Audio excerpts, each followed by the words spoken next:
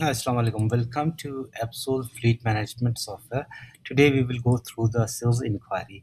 Let's see how does the sales inquiry work.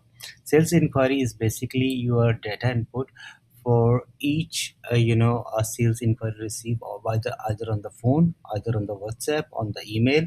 So your sales team have to be recorded that into the system. It's very simple and easy. Go to the sales inquiry, add sales inquiry, enter the customer name. If it's a new customer, just type his name. Okay, then give the WhatsApp number if you have that WhatsApp number. If you have the email, put the email.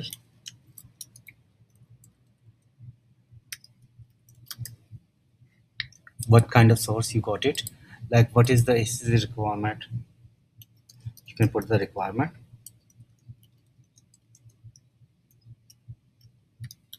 and then click on the save button. After save, you will see here voice note as well. So you can put a voice note or in this sales inquiry as well. So later on when you are browsing this one, so you can listen to your voice note, and whatever is the requirement you can listen from the voice note.